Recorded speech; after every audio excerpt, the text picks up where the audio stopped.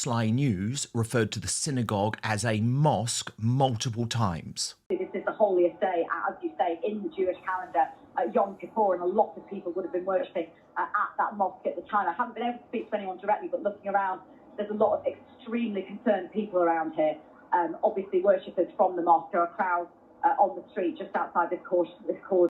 Shameful. Then the British Bashing Corporation tried to set up a scenario where the so-called far right could be blamed. People on the hard right, the far right, are a bit divided on their attitude to the Jewish community these days in the UK. But certainly the Jewish community has felt that they were at risk from multiple directions, some from the sort of extremist Islamist direction, but also some from the kind of neo-Nazi elements on the far right. So it is both that are of concern, and as you said, at this stage we don't really know. Then Sly News said the attack was likely linked to a mental health crisis. How long can we continue to live like this? How long can we pretend the tsunami of hate against the Jewish population isn't going to lead to more terror and more deaths? How long can the warnings from Jews about the explosion of anti-Semitism these past 2 years continue to be ignored?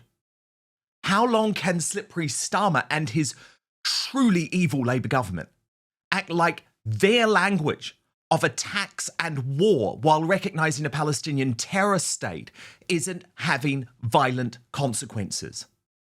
How long can the police jail innocent people like Lucy Connolly for angry tweets about the attacks on our country while allowing the likes of Bob Villan to incite actual violence against the Jewish population?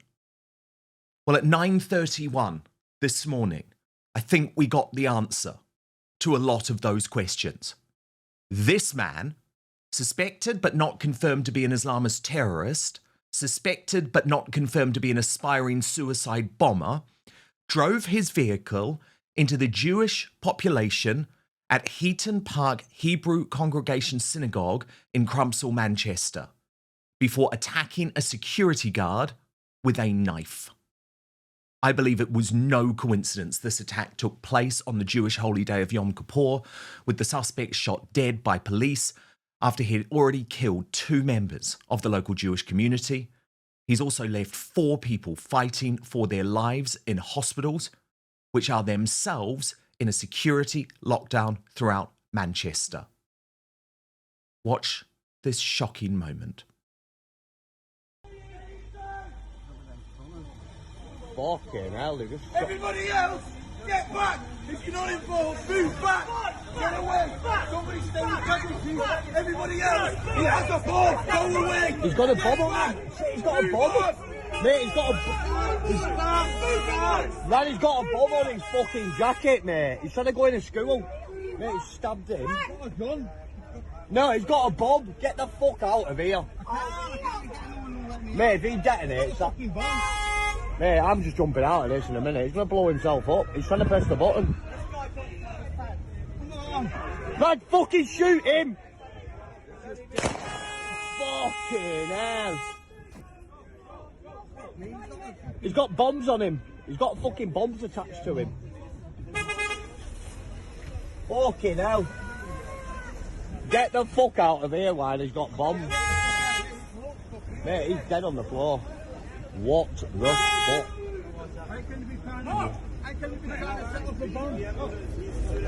Wow, fucking hell. Within an hour, the news Britain's Jewish community knew was inevitable started leaking out in the MSM.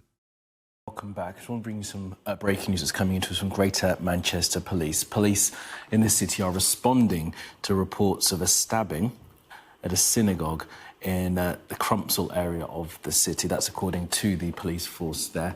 No further detail at this point as to the circumstances around this incident. There are a number of synagogues in the Crumpsall area of Manchester. The police have responded to reports of a stabbing there. we're going to keep a very close eye on this, as you can imagine. I just want to bring you some breaking news that's coming from the police in Manchester. We don't have many details at the moment, but Manchester police are saying they're at the scene of a reported stabbing at a synagogue in Crumpsall area of Manchester.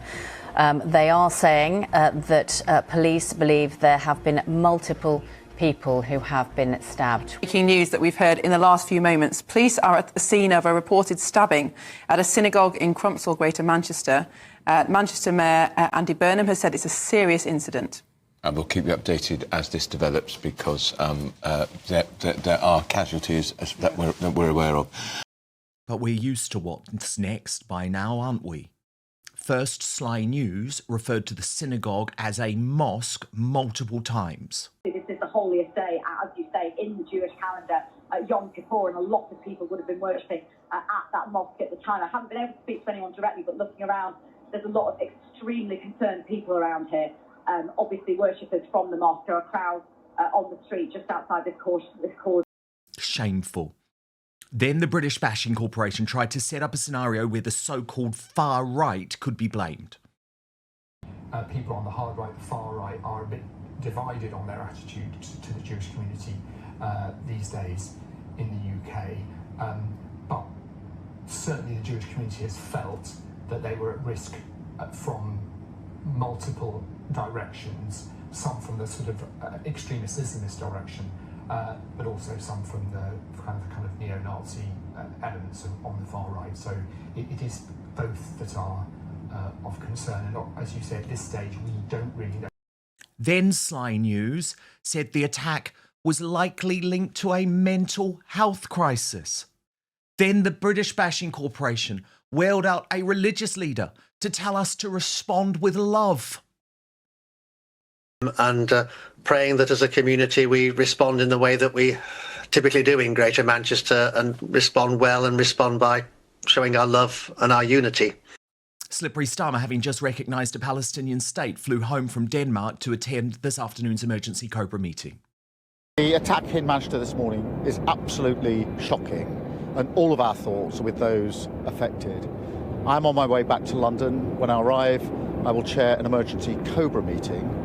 I'm already able to say that additional police assets are being deployed to synagogues across the country, and we will do everything to keep our Jewish community safe.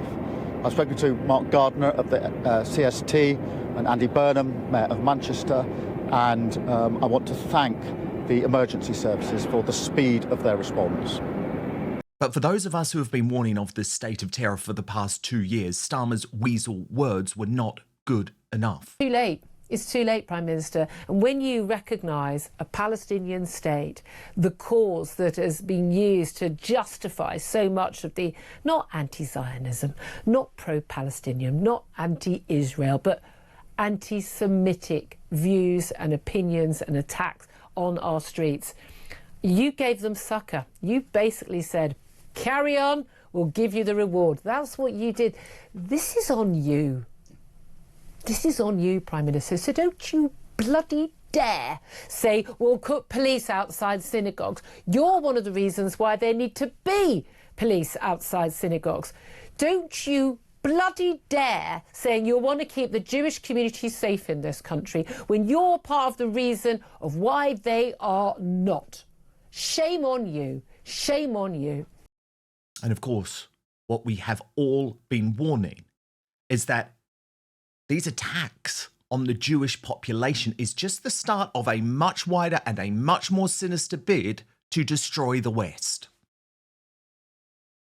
While these people come for the Jews first, their real animus is against democracy, against the West. I mean, I'm speculating about this guy's motivation. We don't know that. I should make that clear. Yes. But it's certain that that the people who hate the Jews the most are also the ones who hate Britain and the West the most. And it's worth reflecting on that, I think, today. Yes, and worth underlining exactly what you said. We still do not know anything about the motive. We heard there from the anti-terror police the sorts of investigations that they are currently carrying out.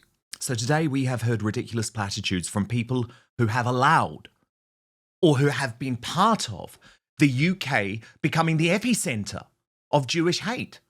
So just last night, as Heidi Backram explained, pro-Palestinians took over the streets of central London, set off fireworks in the busiest parts, chanted for Israel's destruction, and I don't see a single police officer.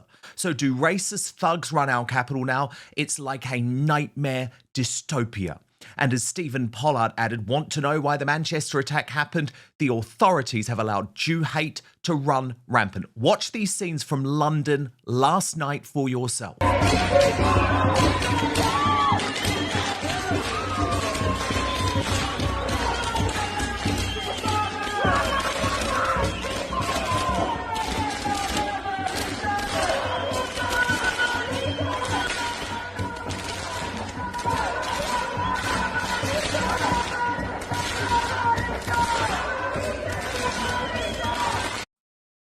That was all in aid of this vile little bitch.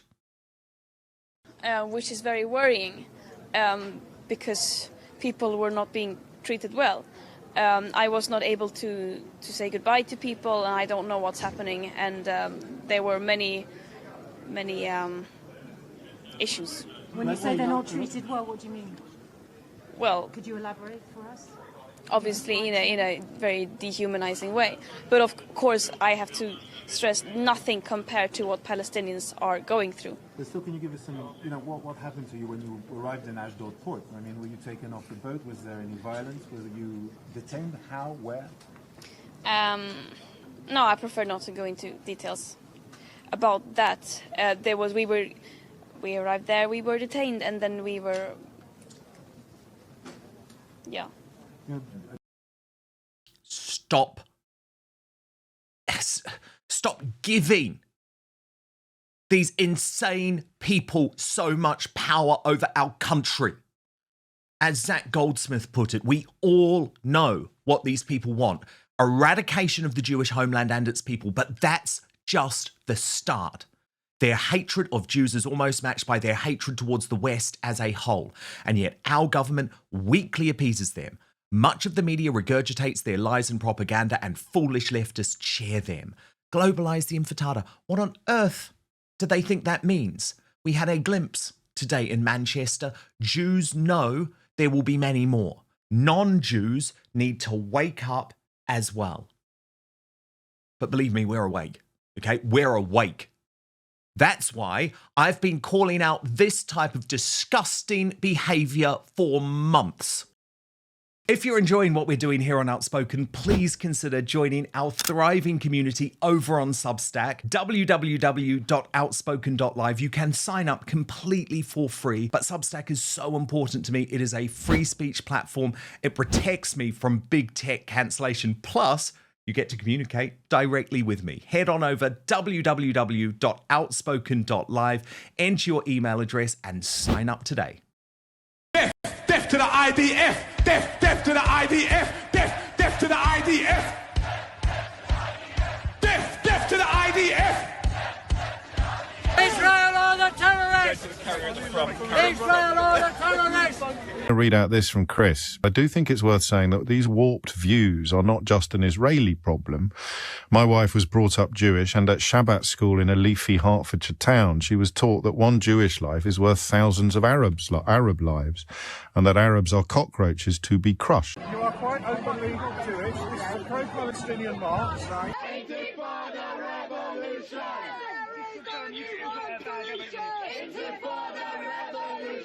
Fuck the Zionists! And that's why it is infuriating to hear from the Jew haters in chief, like Owen Jones today. As I said, save your crocodile tears, mate. Or the Home Secretary, Shabana Mahmood, who Chris Rose rightly responded to by saying, you're part of the problem. Or the Prime Minister, who Rael Braverman slammed by posting, you are truly an appalling man. I reject your sympathy. Because here's the thing. Our warnings have all been ignored.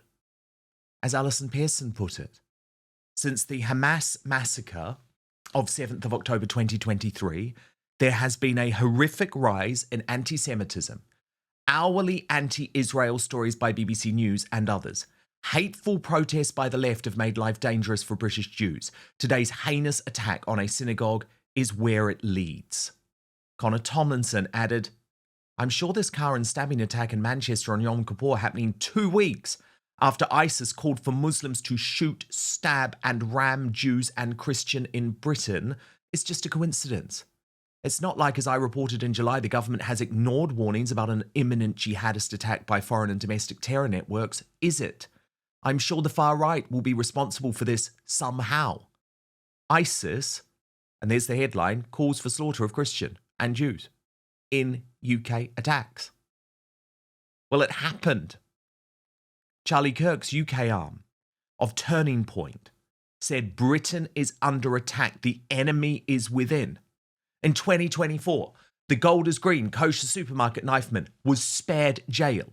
In August, ex-Labour councillor Ricky Jones was found not guilty after calling for throats to be slit. Just last week, the Islamist knifeman who attacked someone burning a Quran in London was spared jail.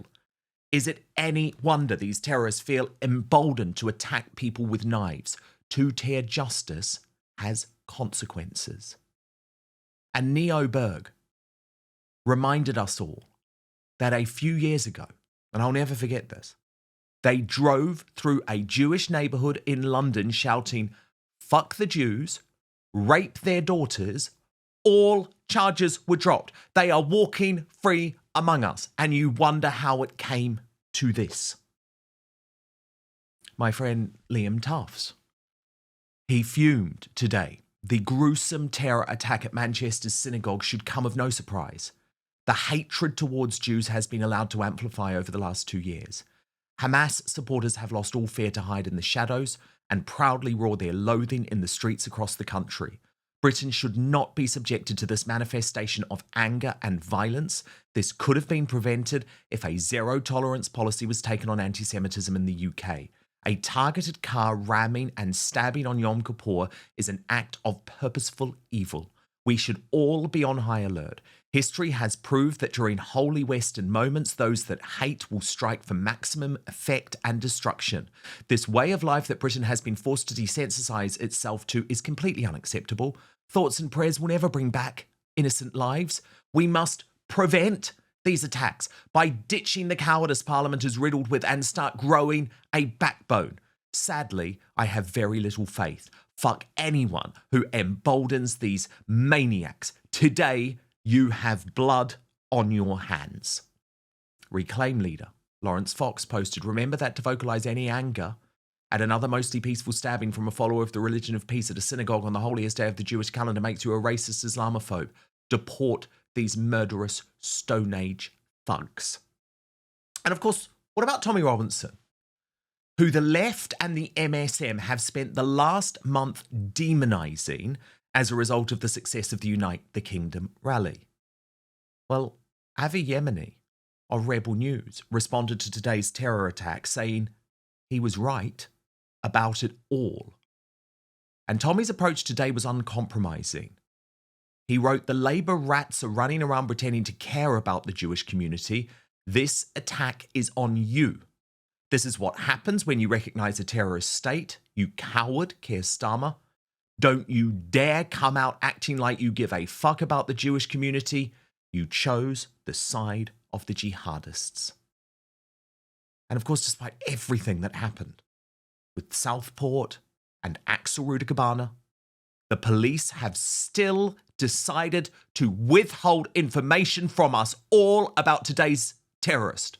So as we come on air, the cops, the officials, our leaders know the identity of the killer and no doubt know about his religion, but we do not. We are just meant to stay silent and wait patiently. Here's GMP Chief Constable Sir Stephen Watson in the past hour. There will be lots of questions that people would like answers to, and quickly. But please understand that some of this will take time. What I can say is that the highly visible response to these dreadful incidents will be sustained, as we work to understand the full circumstances of what has happened. Well, with all due respect, sir, our patience is now running very thin. 2 innocent Jews are dead. 4 others are in hospital fighting for their lives. We need to know why. We need to know how this happened.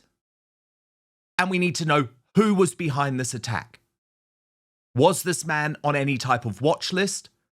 How was he radicalized? We need those answers, and hiding the truth from us doesn't work anymore. Now, look, we're going to stay across all the breaking developments throughout the show. And now for analysis, I want to bring in YouTube News sensation Paul Thorpe.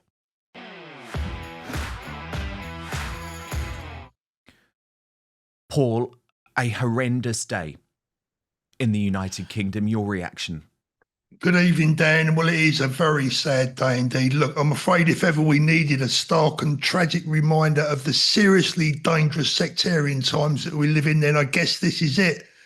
But I suppose that if your government reward terrorists, then don't be surprised when they feel emboldened enough to show themselves. Look, I suppose, firstly, we should all start by sending our thoughts and prayers and all that stuff to the victims and their families. But I'm afraid, Dan, that's all wearing a bit thin now, isn't it? We need goddamn action in this country from our so-called leaders, not shallow thoughts and prayers, which isn't, as you've already said, going to bring anyone back. Look, for me, this attack comes as absolutely no surprise, Dan. There were threats made to our wonderful and our peaceful Jewish community only last week. You've just put that on the screen. And look, if we got the time, I've got a couple of 3 questions that I have for the authorities. Well, look, firstly, what, if anything, did they know about this guy already? And the 2 other people that they've apparently arrested. Secondly, why hasn't the attacker's name and his ethnicity been made public yet, seeing as how quickly the police have been in the past to reveal that information? I'm talking, of course, about the attack in Liverpool.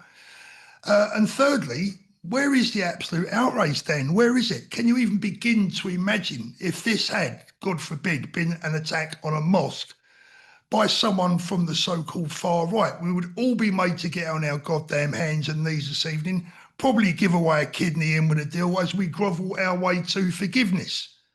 Let's see what this man's identity is. And when it is finally revealed, let's see what the reaction is from the mainstream media, and then more importantly, from their own community.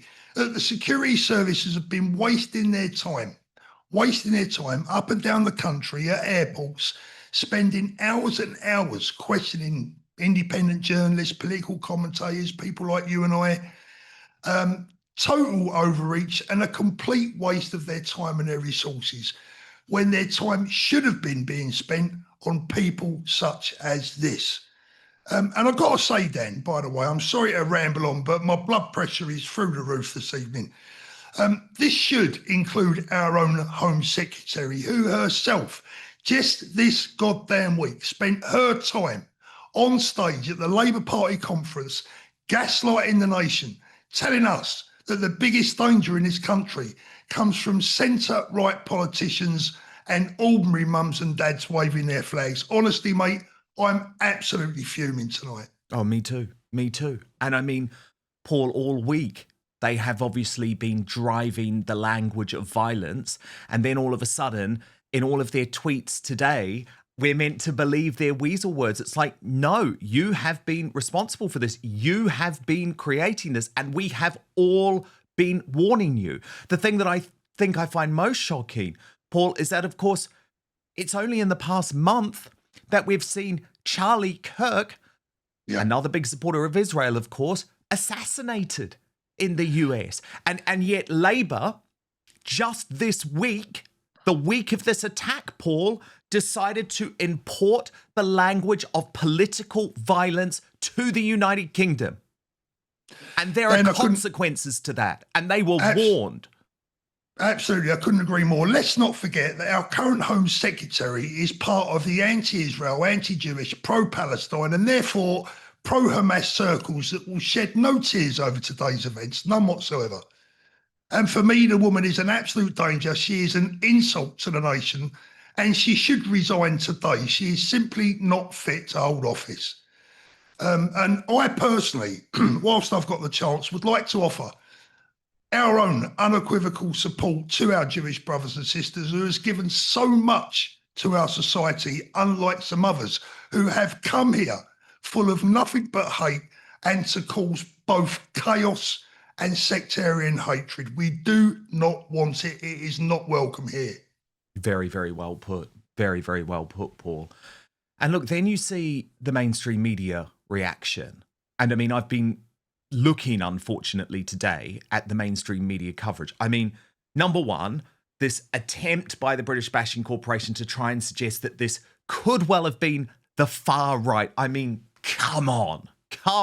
I mean, they'll blame this invisible far right for anything. That was the first thing. But then the second thing, Paul, the number of times I have heard presenters today say, oh, well, obviously we have no idea about this person's motive. I mean, it could be a mental health crisis. Like, seriously? Look at that man. He turned up at a synagogue. That is some type of potential suicide bombing device around his waist. Now, I'm not saying it was definitely a bomb, Paul, because as you know, very often these type of attackers want to put more fear into the people who they are attacking and make life more difficult for the authorities. So it could have been a fake suicide belt, excuse me. But the point is, of course we know what his motivation is. It's obvious. Well, look, Dan, But first, you know I never recommend anything unless I truly believe in it. And today I've got something game-changing for you. Have you ever stopped to think about how crucial comfort is down there? Well, let me tell you, today's Outspoken proudly sponsored by Sheath Underwear, the revolutionary brand shaking up men's comfort around the globe. And do you know what I love about Sheath? It was founded by a US Army veteran, Robert Patton, great man. And he thought all about this when he was serving in Iraq back in 2007. So this isn't just any underwear brand. Sheath was designed for the toughest conditions imaginable. Patton was battling relentless heat and discomfort in full combat gear, and he thought there has to be a better way, so he created it. And let's be honest, traditional underwear just doesn't cut it anymore. Sheath's innovative dual pouch design ensures your comfort all day long, keeping things separate, cool, and fresh. Imagine your essentials being comfortably cradled away from unwanted friction and heat. Trust me, it's genuinely transformative. I love Sheath. At the gym, on long days at work, even just relaxing at home. I'm telling you, once you've experienced Sheath underwear, there is simply no turning back. They're stylish, they're supportive, and they deliver unmatched comfort. It's like upgrading from economy to first class, but for your underwear. And right now, I'm offering you an exclusive 20% discount at www.sheath.com. That's SHEATH.com. That's 20% off your entire order when you use my special promo code Outspoken at checkout. So what are you waiting for? Sheath, by the way, perfect present. Are you looking for a last minute Father's Day gift? It really, really is good. And by the way, Sheath isn't just for blokes. Sheath is not just for blokes. You can see their incredible female versions as well. And you can see some of them modeled here as well when I show you the picture of Sheath as the first official underwear brand of the UFC. So you can click on the link below, visit sheath.com, make sure you enter Outspoken at checkout, and thank me later when you're feeling comfortable, confident, and ready to tackle anything the day throws at you. Sheath underwear, redefining comfort one pair at a time. But now, back to the show. If it was the other way around, like I said a minute ago, if it was an attack on a mosque and it was a young skinhead with a Union Jack round his, round his shoulders, do you think the mainstream media will be taking guesses, or do you think they'd be saying, oh, we don't know the motives yet? Look, the bottom line is this. There's a lot of blood on the hands of the mainstream media, the police and the government, our politicians, and ultimately, one day, they all have to answer for their crimes and their treachery against the British people. Look, it's the Jews today, it's us tomorrow. At the moment, this is feeling more like 1939 Germany. God knows what it must be like, Dan, to be Jewish in the UK right now. I have a lot of Jewish friends, and I tell you now, they are scared. It's utterly terrifying for the Jewish population. It really is. Paul, even though I think the Greater Manchester Police have made a huge mistake in terms of concealing this information from us today, I do believe they did an incredible job on the scene this morning, and credit is due there. I mean, the first call, Paul, to the police came in at 9:31 a.m. Within, we think, about 9 minutes, this terrorist was dead. So I just want to commentate with you over what actually happened here, because we've obviously blurred the footage, but I think it is very important to look at this from a news point of view. And so what you can see going on here, Paul, and remember there is the security guard just lying there dead, is that the police gave the suspect an opportunity not to sort of, hand himself in, but they could see that he was potentially going to blow himself up, and very quickly they fired the shot. What did you make of their response, Paul? I thought it was magnificent, Dan. I mean, at the end of the day, I'm very critical of the police on many occasions. I'm critical about the way they handle the pro-Palestine marches in London and the way they've handled the, some of the patriot marches, etc. But these guys are proper boots on the ground.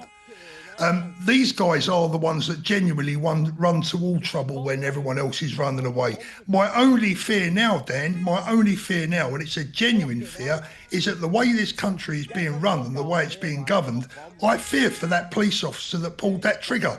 Who knows? The next thing, the poor guy will be facing charges.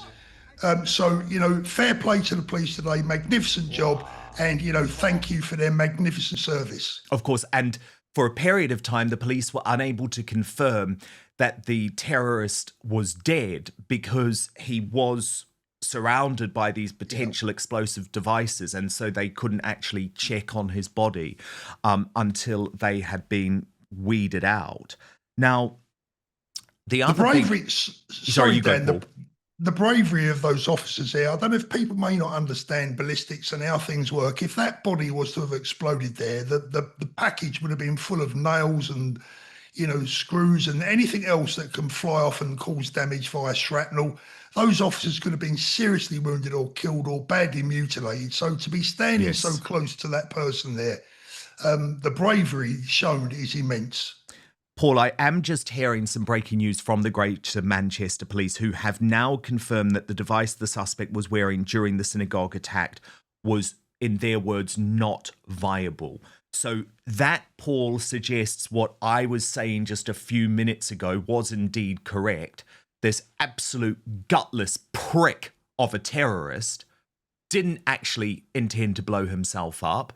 What he wanted to do was spark further fear into the people who were on the scene and make the job more difficult for the police. So it looks like, with the police saying that this was not a viable device, it looks like it may have been a fake suicide belt. And of course, that is a tactic that is used by Islamists, Paul. We have seen it used many times around the world by Islamist terrorists. It is. It's an interesting use of the word "not viable," though, Dan. The one yeah, thing what do you think that means? Well, what I could possibly take out of that is that it was a poor attempt at a suicide belt, and that ultimately, if he'd have tried to have detonated it, it wouldn't have been viable. Doesn't necessarily mean to say that it didn't carry some kind of explosive or some kind of product that potentially could have spread far and wide damage, but ultimately wasn't viable. Maybe it just wasn't done correctly enough. But on the other hand, you may well be right, and it's very likely, as you said, a fake vest just there to cause even more terror.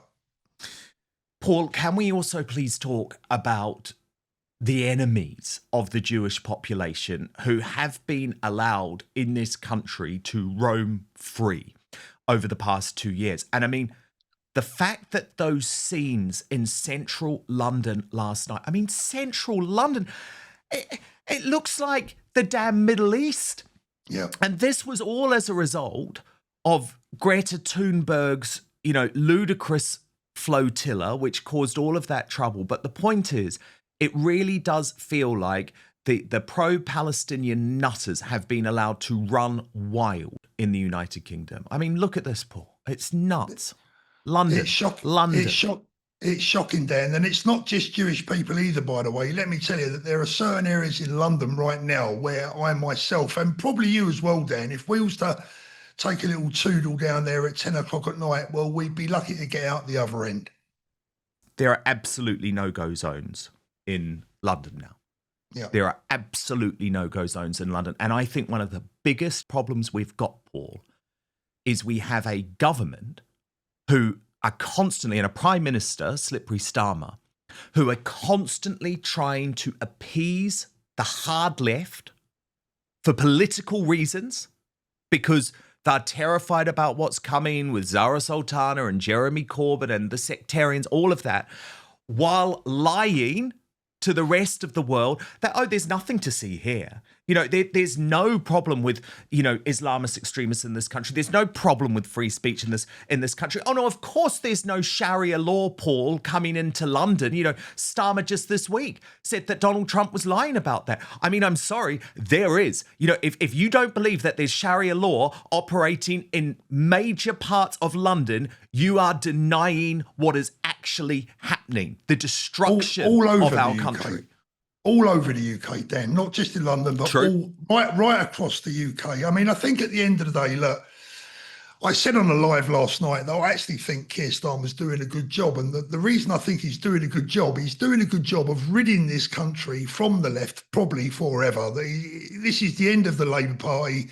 The hard left are finally being revealed for exactly what they are. They are precisely the Nazis that they accuse other people of being. This is a very dangerous man, the most unpopular Prime Minister of all time, the most dangerous government that we have ever experienced. And if we cannot get rid of these people very quickly, I genuinely fear for our futures, all of us. And that's not just the Jews, Dan, that is every single one of us. Breaking right now, Slippery Starmer speaking at Downing Street. Let's take this from Sly News. Because they are Jews, and attacked Britain because of our values. So many Jewish families first came to this country as a place of refuge, fleeing the greatest evil ever inflicted on a people. And Britain welcomed them.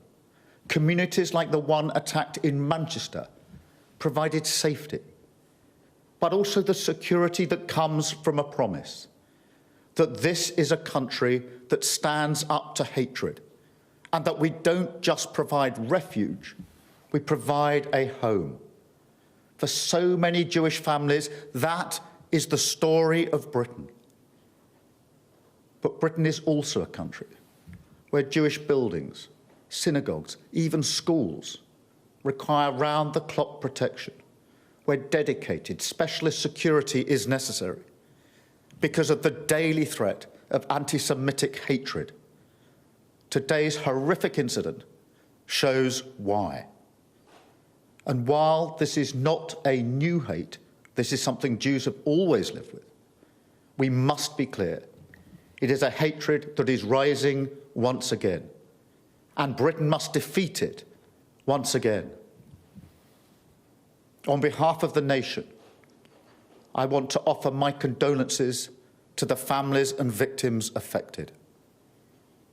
I want to thank the Greater Manchester Police, the first responders, and those dedicated security specialists.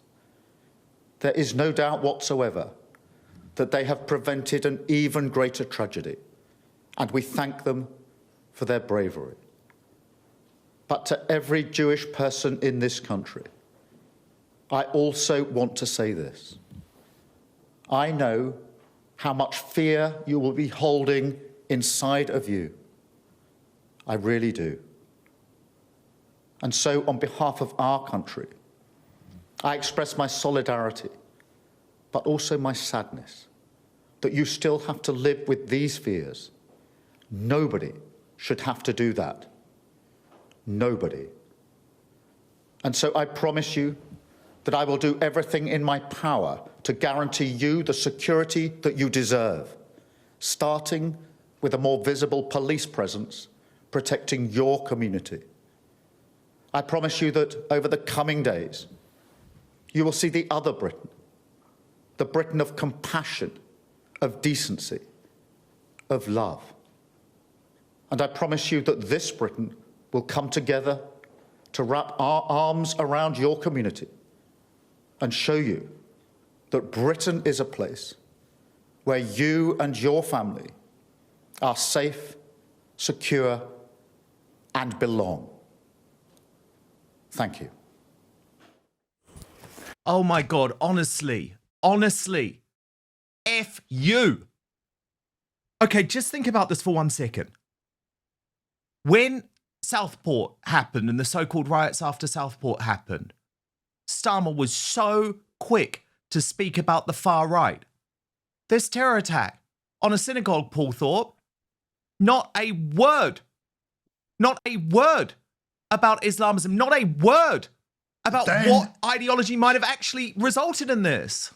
Dan's spot on. I'm watching that and I'm waiting for the word. I'm waiting, and it didn't come, did it? It did not come. And we know why it didn't come. We know exactly why it didn't come, because of fear. Because without those people, they have no one left to vote for them. This government is absolutely out of control. Keir Starmer is out of control. Like you just said, Dan, after the Southport incident, the tragedy that was Southport, how quick was he? Well, I mean, where are the 24-hour courts? Where is the promise that, you know, there will be further investigations and everyone that was even remotely involved in this, even anyone that had spoken to this guy, because that's how it worked out after Southport, would be pulled in front of 24-hour courts and sent to jail and feel the full force of the law. Where are those words today? He says that our Jewish communities will be able to feel safe on our streets again. Well, let's see him start this coming Saturday. Let's see how they behave again this weekend. Let's see how safe it is for our Jewish community on the streets of London again this coming Saturday. The man is full of hot air. He's a complete and utter gaslighter. He's a chancer. He is, without doubt, the worst man we have ever had in charge of this country, bar none. He is the worst Prime Minister in British history, Paul. Of that, I am in absolute full agreement with you. And I mean, the other thing I thought, Paul, when he was speaking, is he said, this is not a new hate. This is something Jews have always lived with. And to me, the suggestion there was that, oh, well, this isn't on us. And actually, it is. Because you cannot tell me that 10 years ago, there was this level of anti-Semitism in the United Kingdom. Dan, 10 years ago, the vast majority of the population would never even given any of this a second thought or a second glance. I don't mean the incident today. I'm talking about the anti-Semitism, sectarianism. If you mentioned sectarianism 10 years ago, you'd immediately think of the troubles in Northern Ireland, the 60s, 70s, 80s, etc.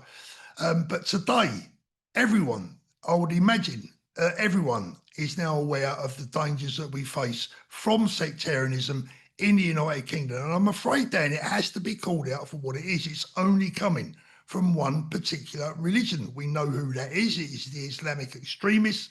And Keir Starmer should have said so. Yeah, but he didn't. And the problem is, he hasn't Paul, got the courage. No, well, he doesn't. And what makes me so mad is that this is all coordinated, right? So it's like, okay, I can get out in front of this before we know anything about this man, so that people like you and I are unable to speak in anything other than an information vacuum right now. We're making assumptions, right? We are, because we do not know for sure. We have our suspicions, and I think they are, you know, this is a suspected Islamist terror attack. Of course it is.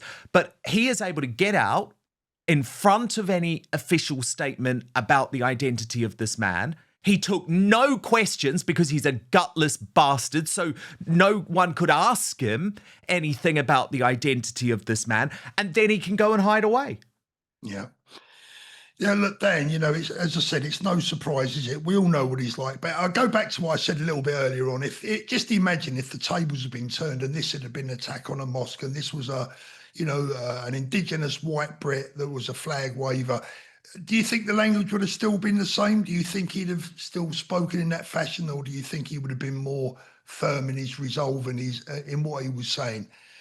As I said, the man is a gaslighter. The entire Labour government are full of gaslighters. That front bench that he's got is an absolute joke. We even had that clown yesterday, David Lammy, suggesting that Nigel Farage had a thing with the Hitler Youth. I mean, the guy simply hasn't got the intelligence to run a takeaway, let alone be the Deputy Prime Minister. 100%. And then the other thing, Paul, that Starmer did in that Downing Street address was use this whole line that we saw after Southport, which is talk about the other Britain. You know, so something really bad happens, something really heinous happens, and we're furious and angry about it. And he wants to turn it into a story of sweetness and light. Do you remember after what happened in Southport, it was, oh, how wonderful that the people came out and they cleaned up the streets. And it's like, again, to me, this is sickening diversion. Yeah.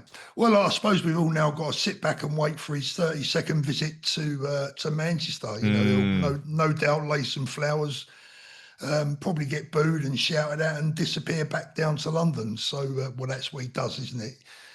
Look, I've run out of things to say about the man. You know, he, as I said, he is the worst Prime Minister we've ever had. I've never, ever felt this politically engaged with anyone because, quite frankly, in all the years that I've been growing up there, and obviously a bit older than yourself, quite a bit older, but we've never had any need to get involved politically in the past. Not like we do need to. No, today. because we are fighting for our civilization. I mean, that's fighting what this for our is very about. future. Yep, We're fighting for our 100%. very future. Look, I want to bring you some breaking news from the independent media because, you know, that's who I trust, right? I don't trust the mainstream media in these situations. So Alex Phillips, via her Substack, has just issued what she describes as a must-read warning. And she writes, with America on high alert, the Manchester synagogue attack is feared to be the start of something terrible. She writes, I can disclose to you that New York has put all its synagogues on high alert while we know that the UK Prime Minister cancelled a trip to Norway to hold a COBRA meeting. Whether this ends up being a lone wolf attack or part of a broader coordinated offensive, it is clear intelligence agencies fear something much greater. And she says December 2025 is a date that has been circulated by those connected to intelligence as the target for mass terror attacks across the West. The attack could use aviation assaults using advanced hidden bombs, Mumbai-style assaults with hostage-taking, mass casualty urban attacks on targets such as churches, hospitals, malls, and transit systems. Such an enormous terror attack has never been seen before and is planned to dwarf even 9/11. So, I mean, obviously, Paul, we don't know at this point if this is the beginning of this, but the point is, and by the way, Alex Phillips is quoting security sources here, American security sources. We cannot be willfully blind to what our enemies are planning. It doesn't mean that they won't be successful, but why was 9/11 so successful? Because we'd been willfully blind for so long. We have to wake the fuck up. 100%, Dan. And look, you said yourself earlier on, you know, ISIS have been warning or have issued a warning about what's to come.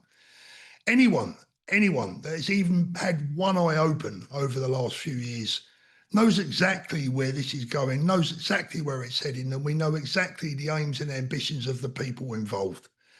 We're under no illusions. Let's say it as it is, Dan. It's a big statement, but let's say it. Let's call it for what it is. We're at war, and if this government cannot get to grips, if this government or the next government, perhaps more importantly, doesn't get to grips with the enemy within, we have a major problem right in front of our very eyes, and a battle that if we don't take up, we're going to leave to our kids. So it's up to us. So well put, Paul. So well put. Thank you so much for watching Dan Wootton Outspoken. Please click on my face just to the bottom left to subscribe to this brand new independent news source and turn on the notification bell so you'll be alerted to our brand new live shows, uncancelled interviews, and special royal episodes. Outspoken is also now available as a podcast, so you can listen to the show every weekday on the go, wherever you are.